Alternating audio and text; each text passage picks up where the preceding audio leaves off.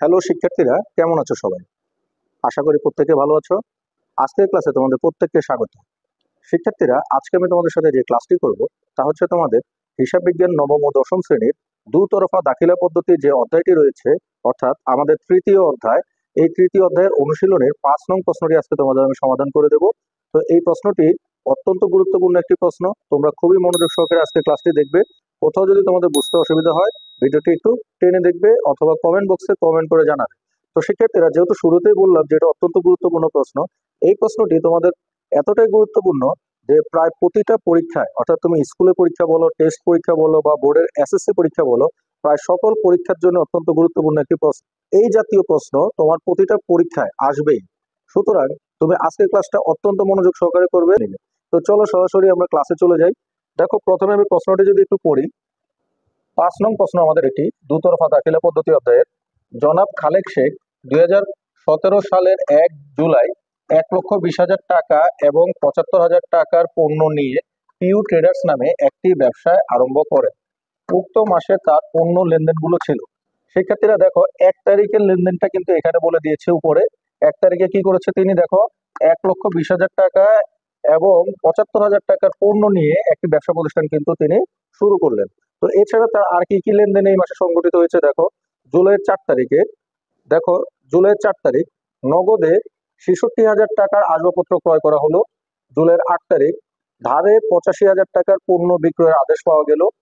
জুলাইয়ের 12 তারিখ নগদে 30,000 টাকার পণ্য ক্রয় করা হলো। 15 তারিখ মাসিক 15,000 টাকা বেতনের একজন কর্মচারী নিয়োগ করা হলো। 20 তারিখ ব্যবসায় প্রয়োজনীয় মণিহারি ক্রয় করে নগদ 8,000 টাকা প্রদান করা হলো। 25 তারিখ চেক দ্বারা বিক্রয় 80,000 টাকা। 30 তারিখ মালিক কর্তৃক উত্তোলন 5,750 টাকা। তো শিক্ষার্থীরা, খুবই সুন্দর একটি উদ্দীপক, এবং এই উদ্দীপকের আলোকে দেখো আমাদের ক, খ, গ 3টি প্রশ্ন দিয়েছে। দেখো, ক প্রশ্নে আমাদের বলেছে লেনদেন নয় এমন ঘটনা সমূহের মোট টাকার পরিমাণ নির্ণয় করো। তো শিক্ষার্থীরা, এই উদ্দীপক থেকে আমাদের খুঁজে দেখতে হবে কোন কোন তারিখে আমাদের লেনদেন নয় ঘটনা, সেই ঘটনাগুলোকে আমাদের কি করতে হবে, মোট করতে হবে। তো খ নম্বরে কি বলেছে দেখো, পিউ ট্রেডার্স এর জুলাই মাসের লেনদেনগুলো কারণ সহ ডেবিট ক্রেডিট নির্ণয় করো। তো শিক্ষার্থীরা, কারণ সহ ডেবিট ক্রেডিট নির্ণয়, অর্থাৎ আমি গত ক্লাসে অর্থাৎ 4 নং অঙ্ক কিন্তু আমরা করেছি কি, এই ডেবিট ক্রেডিট, কারণ সহ কিন্তু ডেবিট ক্রেডিট করেছি। তো এখানেও দেখো কারণ সহ ডেবিট ক্রেডিট। তো তুমি আমার 4 নং অঙ্কটা যদি তুমি ভালোভাবে দেখে থাকো, 4 নং ক্লাসটা, তাহলে কিন্তু তুমি খুব সহজেই এই খ অংশটা করতে পারবে। এছাড়া এই ক্লাসেও আমি এটা করে দিব যে এখানে কারণ সহ ডেবিট ক্রেডিট। আর গ অংশে দেখো বলেছে পিউ ট্রেডার্স এর জুলাই মাস শেষে মালিকানা সত্ত্বের পরিমাণ নির্ণয় করো। শিক্ষার্থীরা, এই যে উদ্দীপকটা রয়েছে, এই উদ্দীপক থেকে যেগুলো লেনদেন, ওই লেনদেনগুলো থেকে আমি মালিকানা সত্ত্বের পরিমাণ নির্ণয় করব। তো শিক্ষার্থীরা, আশা করি তোমরা আমার সাথে পুরো প্রশ্নটা খুব সুন্দরভাবে পড়েছো এবং বোঝার চেষ্টা করেছো কি কি করতে হবে। তো চলো এখন আমরা পর্যায়ক্রমে ক, খ, গ 3টা প্রশ্নই তোমাদের সমাধান করে দিচ্ছি। তো লক্ষ্য করো, ক নং প্রশ্নে কি বলেছে। ক নং প্রশ্নে বলেছে দেখো, লেনদেন নয় এমন ঘটনা সমূহের মোট পরিমাণ নির্ণয় করো। তো এটার জন্য দেখো আমি এটা ঘর করব। প্রথমে আমি একটু টাইটেল লিখে নিই। লেনদেন নয় এমন ঘটনা সমূহের মোট নির্ণয় করা হলো। তো শিক্ষার্থীরা, টাইটেল লেখার পরে এবার এর নিচে দেখো আমি ঘর করছি। ঘরটা অত্যন্ত সহজ ঘর, তোমরা জানো। প্রথম ঘর হচ্ছে আমাদের তারিখ, তারপরে ঘর হচ্ছে আমাদের বিবরণ, তারপরে যে 2টা ঘর টাকা। তোমরাই বলো টাকার ঘরগুলো কি একটা। তো দেখো, প্রথম ঘরটা আমি লিখি তারিখ, দ্বিতীয় ঘরটা হচ্ছে আমাদের কি, বিবরণ, তৃতীয় ঘর বলো এবার। প্রথম ঘরটা হচ্ছে আমার জন্য বিস্তারিত টাকা, আর শেষের ঘরটা হচ্ছে আমার জন্য পরিমাণ টাকা। তো শিক্ষার্থীরা, তুমি যদি বিস্তারিত টাকা পরিমাণ টাকা না লিখতে চাও, তুমি টাকা টাকা লিখতে পারো, কোনো সমস্যা নেই। তো শিক্ষার্থীরা, দেখি আমরা আমাদের এই অঙ্কে কোন কোন তারিখে আমাদের ঘটনা রয়েছে। যেহেতু আমাদের ঘটনা সমূহ বের করতে বলেছে, তো দেখি আমরা কোন কোন তারিখে ঘটনা রয়েছে। তো শিক্ষার্থীরা দেখো, যেহেতু 1 তারিখ তিনি 1,20,000 টাকা এবং 75,000 টাকা পণ্য নিয়ে ব্যবসা শুরু করলেন, তার মানে এটা লেনদেন। 4 তারিখে তিনি কি করলেন, নগদে 66,000 টাকার আসবাবপত্র ক্রয় করলেন, এটাও লেনদেন। দেখো, 8 তারিখের দিকে যদি তুমি একটু লক্ষ্য করো, 8 তারিখটা দেখো কি বলেছে, ধারে 85,000 টাকা পণ্য বিক্রয়ের আদেশ পাওয়া গেল। এই যে শিক্ষার্থীরা লক্ষ্য করো এখানে, এই যে আদেশ কথাটার দিকে লক্ষ্য করো।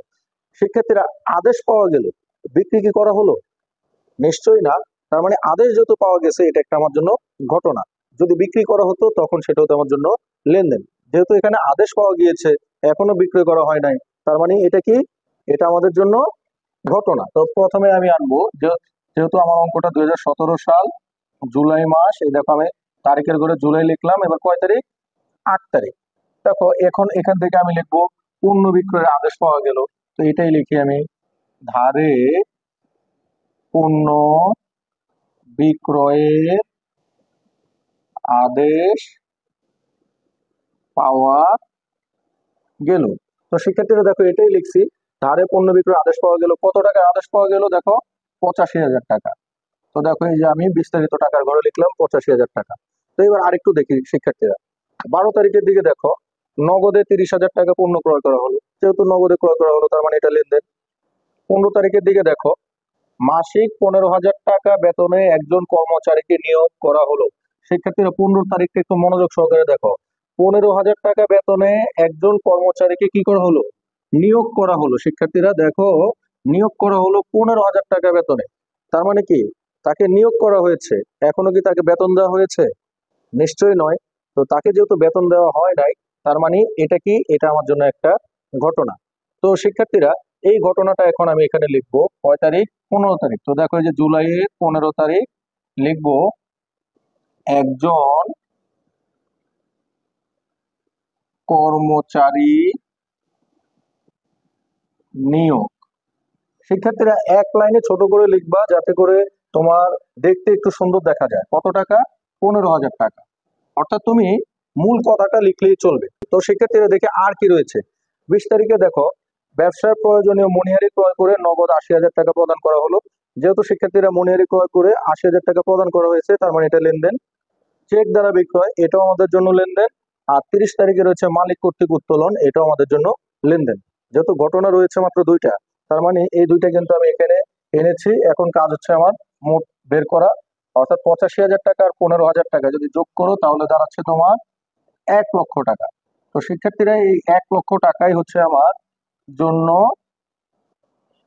ঘটনা সমূহের পরিমাণ। তো আশা করি তোমরা খুব সহজে ক অংশটা বুঝতে পেরেছো কিভাবে আমি করেছি। তারপর যদি একটু অসুবিধা হয়, ভিডিওটি একটু টেনে দেখো। তো শিক্ষার্থীরা ক অংশটি সমাধানের পরে এখন আমরা খ অংশটি সমাধান করব। লক্ষ্য করো, খ অংশে আমাদের বলেছে পিইউ ট্রেডার্স এর জুলাই মাসের লেনদেনগুলো কারণ সহ ডেবিট ক্রেডিট নির্ণয় করো। শিক্ষার্থীরা কারণ সহ, এই যে কারণ সহ কি নির্ণয় করতে বলেছে? ডেবিট ক্রেডিট নির্ণয় করতে বলেছে।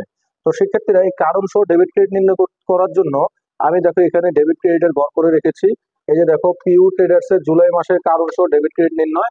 আর ঘরগুলোর নাম হচ্ছে, প্রথম ঘর হচ্ছে আমাদের জন্য তারিখ, তারপরে দ্বিতীয় ঘরটা হচ্ছে আমাদের জন্য পক্ষ অথবা হিসাব, আর তৃতীয় ঘরটা হচ্ছে আমাদের জন্য ডেবিট।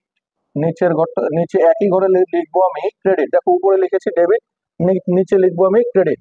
তারপরে ঘরটা লিখবো হচ্ছে কারণ, আর সর্বশেষ যে ঘরটা, এই ঘরটা হচ্ছে আমার জন্য টাকা।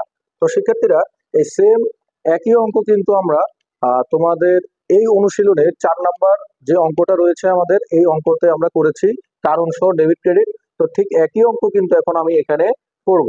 তো শিক্ষার্থীরা লক্ষ্য করো, যেহেতু আমাকে এখানে যেগুলো লেনদেনগুলোর কারণ সহ ডেবিট ক্রেডিট করতে বলেছে, তাহলে কি শুরুতেই দেখো যে আমার 8 তারিখ আর 15 তারিখ, যেহেতু এই দুইটা ঘটনা, এই দুইটা আমার কিন্তু কি হলো? বাদ। তার মানে 8 তারিখ আর 15 তারিখের কিন্তু আমার আর ডেবিট ক্রেডিট করতে হবে না। তাহলে ডেবিট ক্রেডিট করতে হবে 1 তারিখ, 4 তারিখ, 12 তারিখ, 20 তারিখ, 25 তারিখ আর 30 তারিখে। তো শিক্ষার্থীরা প্রথমে আমি যেহেতু 2017 সালের অঙ্ক, 2017 সালের জানুয়ারি মাসের 1 তারিখ, জুলাই মাসের 1 তারিখে যেই লেনদেনটা রয়েছে, এই লেনদেনের ডেবিট ক্রেডিট একটু নির্ণয় করি। তো শিক্ষার্থীরা দেখো এখানে কি বলেছে। বলেছে জনাব খালেক শেখ 2017 সালের 1 জুলাই 1,20,000 টাকা এবং 75,000 টাকার পণ্য নিয়ে পিইউ ট্রেডার্স নামে একটি ব্যবসা আরম্ভ করেন। শিক্ষার্থীরা জনাব খালেক শেখ যে ব্যবসাটা আরম্ভ করলেন, 1 তারিখে তিনি দুইটা আইটেম নিয়ে কিন্তু ব্যবসাটা আরম্ভ করলেন। এক, তিনি নগদ টাকা নিলেন 1,20,000 টাকা। আরেক, তিনি কি নিলেন? দেখো এই যে পণ্য, পণ্যদ্রব্য নিলেন কত টাকা? ৭৫,০০০ টাকা। আর শিক্ষার্থীরা তোমরা নিশ্চয় জানো আমরা হিসাব বিজ্ঞানে পণ্য বলতে ক্রয় এবং বিক্রয়কে বুঝি। তো যেহেতু এখানে তিনি পণ্য নিয়ে ব্যবসা শুরু করলেন, তার মানে তিনি ক্রয় নিয়ে ব্যবসা শুরু করলেন। কত টাকা ক্রয় নিলেন? ৭৫,০০০ টাকা। তো সেক্ষেত্রে এটা দুটা, এটার যে পক্ষগুলো, এই পক্ষগুলো কি হবে? প্রথমে যেহেতু তিনি নগদ টাকা নিয়ে ব্যবসা শুরু করলেন, তাহলে হবে নগদান হিসাব, এটা হবে আমাদের জন্য ডেবিট। তো সেক্ষেত্রে এরপরে রয়েছে কি? পণ্যকে, এই যে পণ্যকে আমরা কি বলি? ক্রয়। তাহলে লিখবো আমরা কি? ক্রয় হিসাব। ক্রয় হিসাবটাও আমাদের জন্য ডেবিট। অপরদিকে শিক্ষার্থীরা মালিক ১ তারিখে দায় ব্যতীত যা কিছু দেন সকল কিছুকে আমরা বলি মূলধন। তার মানে আমার এখানে ক্রেডিট হবে কি? মূলধন হিসাব। তাহলে এই দেখো আমি লিখলাম মূলধন হিসাব, এখানে হচ্ছে আমার জন্য ক্রেডিট। শিক্ষার্থীরা তো এবার আসো টাকা কত টাকা করে দেখো। নগদে রয়েছে কত? ১,২০,০০০ টাকা। তো নগদান হিসাবে আমি লিখি দেখো ১,২০,০০০ টাকা। তার পরবর্তীতে রয়েছে দেখো ক্রয় হিসাব কত টাকা? এই যে দেখো ৭৫,০০০ টাকা। তাহলে লিখলাম ক্রয় হিসাবে আমি ৭৫,০০০ টাকা। এবার মূলধন হিসাব, যেহেতু মালিক দায় ব্যতীত যা কিছু দেয় সকল কিছু মূলধন, অর্থাৎ এই দুইটা যোগ করলে যা হবে তাই হচ্ছে আমার জন্য মূলধন। তাহলে এখানে দাঁড়াচ্ছে কত? ১,৯৫,০০০ টাকা।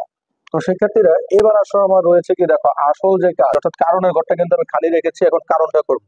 তো শিক্ষার্থীরা তোমরা নিশ্চয়ই মনে মনে আছে যে কারণ করার জন্য আমি তোমাদের যে হিসাব সমীকরণটা রয়েছে, অর্থাৎ এ সমান সমান এল প্লাস ও ই, এই হিসাব সমীকরণের আমি এর থেকে খুব সহজে বের করার চেষ্টা করি মূলধন যোগ আয় বিয়োগ ব্যয় বিয়োগ উত্তোলন।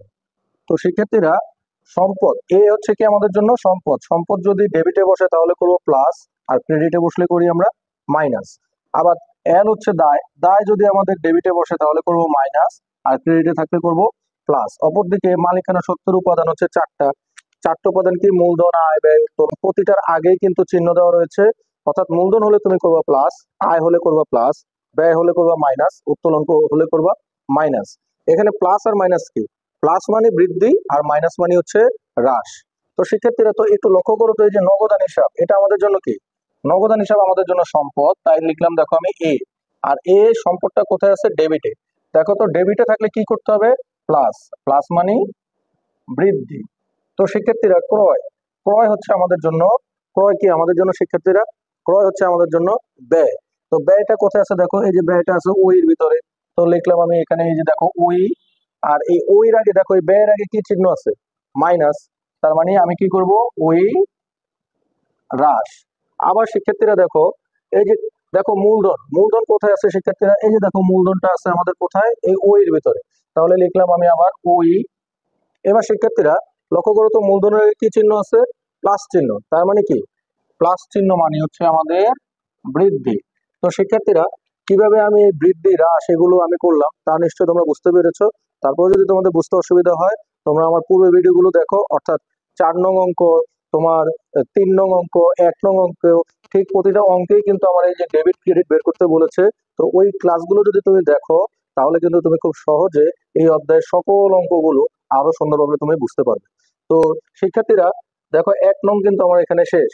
এবার শিক্ষার্থীরা আসো 4 জুলাইয়ের কাজটা করি আমি। তাহলে লিখে এখানে এই যে জুলাই মাসের 4 তারিখ, দেখো কি হয়েছে?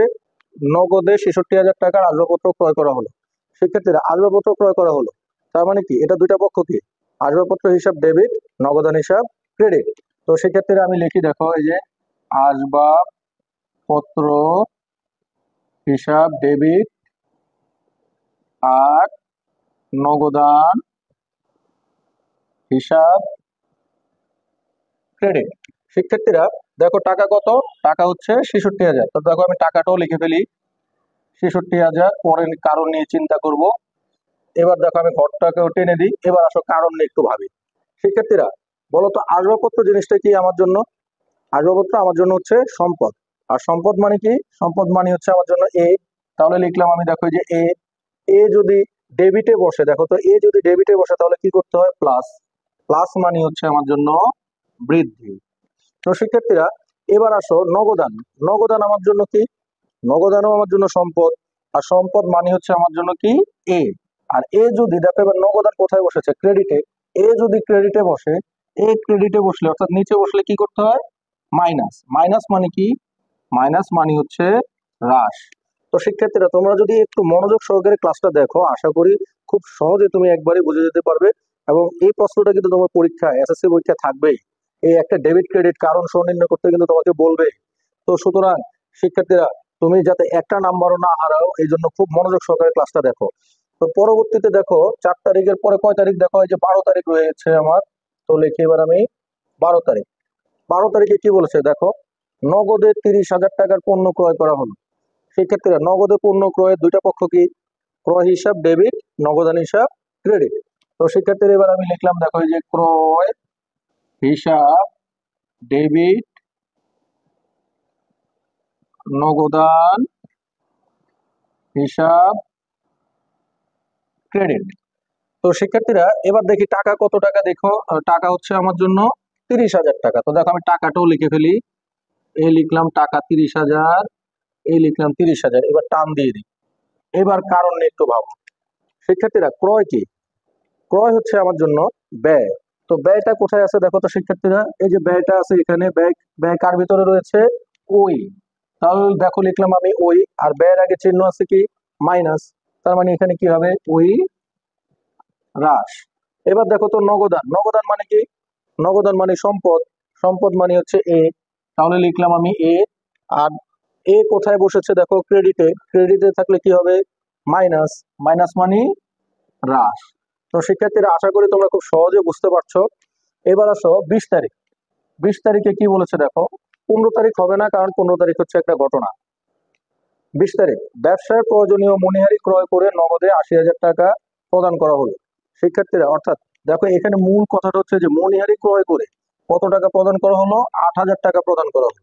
তো শিক্ষার্থীরা এটা দুইটা পক্ষ কি, এটা দুইটা পক্ষ হচ্ছে মণিহারি হিসাব ডেবিট, নগদান হিসাব ক্রেডিট। যদি ক্রয়ের সাথে কোনো আসবাবপত্র, মণিহারি, যন্ত্রপাতি যাই থাকুক না কেন, ক্রয়ের সাথে যদি অন্য কোনো কিছু থাকে বস্তু জাতীয়, সেই বস্তুটাকে নামটা কিন্তু আমরা লিখি। তো এখানে দেখো মণিহারি রয়েছে, তাহলে মণিহারি লিখবো। তাহলে লিখবো কি আমরা, 20 তারিখ মণিহারি হিসাব ডেবিট আর নগদান হিসাব ক্রেডিট। তো শিক্ষার্থীরা টাকার অঙ্কের দিকে যে দেখো যে 8,000 টাকা, তো আবার লিখে ফেলি টাকাটা, এই 8,000 টাকা, এই 8,000 টাকা লিখে ফেললাম। এবার কি বসাবো, কারণ। তো শিক্ষার্থীরা মণিহারি হচ্ছে আমাদের জন্য ব্যয়, আর ব্যয়টা রয়েছে দেখো ওই ভিতরে। আর ব্যয়ের আগে কি চিহ্ন রয়েছে দেখো, এই যে মাইনাস চিহ্ন, তার মানে হ্রাস। অপরদিকে নগদান আমার জন্য সম্পদ, তাই লিখলাম এ, এর আগে। আর সম্পদ যদি দেখো ক্রেডিটে বসেছে, ক্রেডিটে বসলে হ্রাস। তো শিক্ষার্থীরা 20 তারিখের কাজ শেষ। এবার হচ্ছে 25 তারিখ, চেক দ্বারা বিক্রয়। শিক্ষার্থীরা চেক দ্বারা বিক্রয় মানে এই লেনদেনটা সংগঠিত হয়েছে ব্যাংকের মাধ্যমে, অর্থাৎ টাকাটা বিক্রি করার পরে টাকাটা চলে গেছে কোথায়, ব্যাংকে। তার মানে ব্যাংক হিসাব ডেবিট আর বিক্রয় হিসাব ক্রেডিট। তো শিক্ষার্থীরা এবার 25 তারিখ লিখি আমি, ব্যাংক হিসাব ডেবিট আর বিক্রয় হিসাব ক্রেডিট। তো শিক্ষার্থীরা কত টাকা দেখো, এই যে 80,000 টাকা। এবার এখানে 80,000 টাকা লিখি, দেখো 80,000, 80,000 লিখলাম। আবার ঘরটা ক্লোজ করে দিই। এবার কারণের কথা চিন্তা করি। ব্যাংক হচ্ছে আমাদের জন্য সম্পদ, আর সম্পদ মানে কি এ। তাহলে লিখলাম আমি দেখো এ। আর ডেবিট, এ যদি ডেবিটে বসে তাহলে কি করতে হয়, প্লাস, প্লাস মানে বৃদ্ধি। আবার বিক্রয়, বিক্রয় হচ্ছে শিক্ষার্থীরা আমাদের জন্য আয়। আর আয় কোথায় আছে দেখো, ওই এর ভিতরে। তাহলে লিখলাম এখানে ওই। আর আয়ের আগে কি চিহ্ন আছে দেখো, প্লাস চিহ্ন। তার মানে এটা কি হবে, প্লাস চিহ্ন মানে হচ্ছে আমাদের জন্য বৃদ্ধি। তো সেক্ষেত্রে 25 তারিখটা আশা করি বুঝতে পেরেছো। এবার 30 তারিখ। শিক্ষার্থীরা 30 তারিখে কি বলেছে দেখো, মালিক কর্তৃক উত্তোলন 5,750 টাকা। তাহলে এটা দুইটা পক্ষ কি, এটা দুইটা পক্ষ হচ্ছে উত্তোলন হিসাব ডেবিট আর নগদান হিসাব ক্রেডিট। তো শিক্ষার্থীরা এবার আমি লিখি,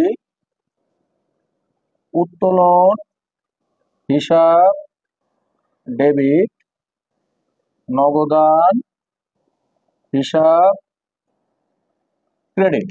তো শিক্ষার্থীরা টাকাটাও লিখে ফেলি, 5,750 টাকা, 5,750 টাকা, 5,750। আবার টেনে দিই। এবার আসো কারণ। উত্তোলন কোথায় রয়েছে দেখো, এই যে উত্তোলন রয়েছে ও এর ভিতরে। তার মানে লিখলাম ওই, আর উত্তোলনের আগে কি চিহ্ন, যে দেখো মাইনাস চিহ্ন, তার মানে ওই হ্রাস। আর নগদান হচ্ছে আমাদের জন্য সম্পদ, সম্পদ যদি ক্রেডিটে বসে তাহলে সম্পদও হ্রাস। তো এভাবে দেখো আমার কিন্তু 30 তারিখের কাজটাও কিন্তু শেষ। তো শিক্ষার্থীরা, আশা করি তোমরা খুব সহজে বুঝতে পেরেছো আমি কিভাবে কারণ সহ ডেবিট ক্রেডিট গুলো করেছি। একটু ব্যাখ্যা আকারে বোঝানোর চেষ্টা করেছি, ভিডিওটা একটু বড় হবে, তবুও তোমরা একটু মনোযোগ সহকারে দেখো, কেননা এই ধরনের প্রশ্ন তোমার কিন্তু সামনের পরীক্ষায় আসবেই। সুতরাং আজকের ক্লাসটা অত্যন্ত মনোযোগ সহকারে তোমরা পড়বে। শিক্ষার্থীরা, খ অংশটি সমাধানের পরে এখন আমরা গ অংশটি সমাধান করব। তো লক্ষ্য করো, গ অংশে আমাদের বলেছে কি, গ অংশে আমাদের বলেছে পিইউ ট্রেডার্স এর জুলাই মাস শেষে মালিকানা সত্ত্বের পরিমাণ নির্ণয় করো। শিক্ষার্থীরা, মালিকানা সত্ত্ব নির্ণয় করতে বলেছে। আর মালিকানা সত্ত্বের উপাদান তোমরা নিশ্চয়ই জানো 4টি। প্রথমে হচ্ছে আমাদের আসবে মূলধন, তার সাথে আমি যোগ করব আয়, বিয়োগ করব ব্যয়, বিয়োগ করব উত্তোলন। আরেকবার বলো তো, মালিকানা সত্ত্বের উপাদান কয়টি? 4টি। প্রথম প্রথম উপাদানটা কি? মূলধন, তার সাথে যোগ করব কি? আয়, বিয়োগ করব কি? ব্যয়, আর বিয়োগ করব উত্তোলন। তো শিক্ষার্থীরা, এই অঙ্ক থেকে মালিকানা সত্ত্ব করার জন্য দেখো আমি এই পাশে মালিকানা সত্ত্বের জন্য একটা ঘর করে রেখেছি, অত্যন্ত সহজ ঘর। দেখো, পিইউ ট্রেডার্স এর জুলাই মাসের মালিকানা সত্ত্বের পরিমাণ নির্ণয়, তারিখ, বিবরণ, টাকা টাকা, বিস্তারিত টাকা, পরিমাণ টাকা। তো এখন আমি লিখলাম না, লিখলাম টাকা টাকা। তো মালিকানা সত্ত্বের একেবারে দেখি যে যেই আইটেমে আমরা দেখবো যে আমার মূলধন রয়েছে, আয় রয়েছে, ব্যয় রয়েছে, উত্তোলন রয়েছে, শুধুমাত্র ওই লেনদেনগুলোকে নিয়ে আমি এখানে কাজ করব, কোনো সম্পদ অথবা দায় আমি আনবো না। তো শিক্ষার্থীরা, কথাটা ক্লিয়ার? তো এবার আসো আমরা অঙ্কতে চলে যাই, যে যেখানে যেখানে আমি মূলধন পাবো, আয় পাবো, ব্যয় পাবো, উত্তোলন পাবো, সেগুলো নিয়ে আমি কাজ করব। তো দেখো 1 তারিখটা একটু যদি লক্ষ্য করো, 1 তারিখে মালিক কি করেছে? 1,20,000 টাকা আর 75,000 টাকার পণ্য নিয়ে একটি ব্যবসা শুরু করেছে। অর্থাৎ মালিক কিন্তু এখানে পণ্য দ্রব্য এবং নগদ টাকা দিয়ে নিয়ে, অর্থাৎ মূলধন নিয়ে একটা ব্যবসা শুরু করলো। তার মানে এখানে কিন্তু মূলধন রয়েছে। আবার এই যে পণ্যটা, এই পণ্যটা কিন্তু তিনি কিনে যেহেতু দিয়েছে, অর্থাৎ ক্রয় করে আমাদের দিয়েছে, তার মানে আমাদের কিন্তু এখানে একটা ব্যয়ও কিন্তু রয়েছে, অর্থাৎ ক্রয়টা কিন্তু আমাদের জন্য শিক্ষার্থীরা ব্যয়। তার মানে আমাদের এখানে কিন্তু মূলধনও রয়েছে, আবার কি রয়েছে? ব্যয়ও রয়েছে। তো প্রথমে আমরা একটু মূলধনটা আনি। তো দেখো, 2017 সাল জুলাই 1, জুলাই 1-এ আমার প্রথমে মূলধন লিখি আমি। মূলধন, শিক্ষার্থীরা, মূলধন কত কত টাকা দেখো। মূলধন হচ্ছে এখানে আমার দেখো যে নগদ 1,20,000 টাকা, এই 1,20,000 টাকা নিলাম। আবার আরো মূলধন রয়েছে দেখো আমার এখানে 75,000 টাকা। তো শিক্ষার্থীরা, এই 1,20,000 আর 75,000 মিলে হয় 1,95,000 টাকা, কিন্তু শিক্ষার্থীরা এখানে আমার মূলধন রয়েছে। আবার এই 1 তারিখেই কিন্তু শিক্ষার্থীরা আরো একটা কাজ রয়েছে, অর্থাৎ এই যে পণ্যটা নিয়ে যে ব্যবসা শুরু করলো, পণ্য তো আমার জন্য ক্রয়, আর ক্রয়টা হচ্ছে আমার জন্য ব্যয়। তার মানে আমার এখানে ব্যয়, তার মানে আমি লিখবো বাদ পণ্য নিয়ে ব্যবসায় আরম্ভ। তো কত টাকার পণ্য নিয়ে ব্যবসা আরম্ভ করলো? 75,000 টাকা। তো দেখো, আমি 75,000 টাকা এখান থেকে বাদ দিয়ে দিব। তো 1,95,000 টাকা থেকে যদি 75,000 বাদ দাও, তাহলে ওই 1,20,000 টাকাই থাকে। তো দেখো, আমার 1 তারিখের কাজটা কিন্তু শেষ। এবার 4 তারিখের দিকে একটু দেখো, 4 তারিখে বলেছে 66,000 টাকা আসবাবপত্র ক্রয়। শিক্ষার্থীরা, যে দেখো আসবাবপত্র, আর তোমরা নিশ্চয়ই জানো আসবাবপত্র সম্পদ, আর আমরা সম্পদ নিয়ে এখানে কাজ করব না, আমরা শুধুমাত্র 4টে উপাদান নিয়ে কাজ করব: মূলধন, আয়, ব্যয়, আর উত্তোলন। তো শিক্ষার্থীরা, এবার আসো দেখি আমরা 12 তারিখ। 12 তারিখে কি বলেছে দেখো, নগদে 30,000 টাকার পণ্য ক্রয়। এই যে দেখো পণ্য ক্রয়, এই যে পণ্য ক্রয় করা হলো, এটা কিন্তু আমাদের জন্য ব্যয়। আর আমরা ব্যয়টা অবশ্যই এখানে আনবো। তাহলে আমি এই 12 তারিখটা আমার আনবো।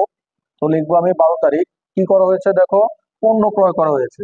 পণ্য ক্রয় করার ফলে কি হয়েছে? আমার মালিকানা সত্ত্ব থেকে কি কমে গেছে না? নিশ্চয়ই কমে গেছে। আর ব্যয়ের আগে কিন্তু আমি একটু আগে তোমাদের দেখিয়েছি কি চিহ্ন রয়েছে? মাইনাস। তার মানে আমাকে কি করতে হবে? মাইনাস। মাইনাস, দেখো, নগদে পণ্য ক্রয়, যে লেখাটা আছে এটাই লিখি, নগদে পণ্য ক্রয়। এদিকে তুমি ইচ্ছা করলে ব্যয় লিখে দিতে পারো, যেটা যেহেতু ব্যয় হয়েছে কত টাকা? 30,000 টাকা। তাহলে এখানে দেখো আমি যে 30,000 টাকা লিখলাম, এবার এটা বিয়োগ করব, অর্থাৎ 1,20,000 টাকা থেকে 30,000 চলে গেলে 90,000 টাকা। তো সেক্ষেত্রে 12 তারিখের পরে আমার কয় তারিখ? 20 তারিখের দিকে একটু দেখি।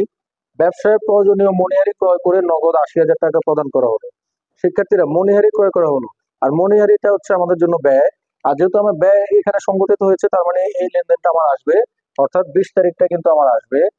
আর যেহেতু ব্যয়ের আগে আমার জন্য কি হয়? মাইনাস। তাহলে কি মণিহারি ক্রয়, মণিহারি ক্রয়, কত টাকা মণিহারি ক্রয় করা হয়েছে? যেহেতু ব্যয়, একটু ব্যয় লিখে দিলাম। 8,000 টাকার মণিহারি ক্রয় করা হয়েছে।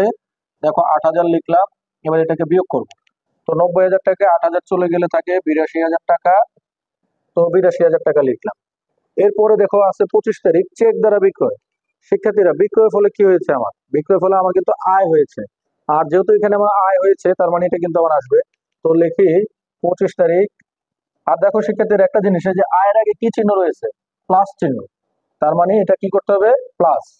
তাহলে লিখি চেক দ্বারা বিক্রয়, যা আছে তাই লিখি। চেক দ্বারা বিক্রয়, ব্র্যাকেটে তুমি আয় লিখে দিতে পারো। কত টাকা? 80,000 টাকা। তো যেহেতু আয় এটা যোগ করব, তো 82,000 আর 80,000 যোগ করলে 1,62,000 টাকা। তো সেক্ষেত্রে এর পরবর্তী লাস্টের যে লাইনটা, অর্থাৎ লাস্টের যে লেনদেনটা 30 তারিখ, মালিক কর্তৃক উত্তোলন। দেখো সেক্ষেত্রে এখানে কিন্তু উত্তোলন করা হয়েছে। আর উত্তোলন কিন্তু আমাদের এই যে মালিকানা সত্ত্বের উপাদান। তার মানে এটা কি করতে হবে? দেখো এই যে বিয়োগ করতে হবে। তার মানে আমার সর্বশেষ যে তারিখটা 30 তারিখ, দেখো 30 তারিখ লিখলাম। এটা কি করতে হবে? বিয়োগ মালিক কর্তৃক উত্তোলন। মালিক কর্তৃক উত্তোলন। তাহলে এটা যেহেতু আমার উত্তোলন, তাহলে আমি এদিকে উত্তোলনে লিখি। আর কত টাকা? এখানে 5,750 টাকা। 5,750 টাকা। এখন এটাকে বিয়োগ করব। তো 1,62,000 টাকা থেকে যদি 5,750 যায়, তাহলে থাকে 1,56,250 টাকা। তো শিক্ষার্থীরা, এই 1,56,250 টাকাই হচ্ছে আমার মালিকানা সত্ত্বের পরিমাণ। মাস শেষে মালিকানা সত্ত্ব। তারপরে আমি ঘরটাকে ক্লোজ করে দেব, এবং এই যে বাড়তি যে অংশটুকু, এই বাড়তি অংশটুকু আমি কি করব? মুছে দেব। তো সেক্ষেত্রে আশা করি তোমরা মালিকানা সত্যটা খুব সহজে বুঝতে পেরেছো। আর আরেকবার তোমাদের মনে করে দিচ্ছি, এই প্রশ্নটা কিন্তু অত্যন্ত গুরুত্বপূর্ণ একটা প্রশ্ন ছিল তোমাদের। এই জাতীয় প্রশ্ন তোমার কিন্তু পরীক্ষা আসবেই। শতভাগ তুমি নিশ্চিত থাকতে পারো যে যেখানে তোমাকে এই যে লেনদেন না ঘটনা নির্ণয় করতে বলা হবে, কারণ সহ ডেবিট ক্রেডিট করতে বলা হবে, একটি মালিকানা সত্ত্ব করতে বলা হবে। তো আজকের ক্লাসটা তোমরা অত্যন্ত মনোযোগ সহকারে আশা করি করেছো। তারপরে যদি তোমার কোথাও বুঝতে অসুবিধা হয়, ভিডিওটি তোমরা একটু টেনে দেখবে। ধন্যবাদ সবাইকে।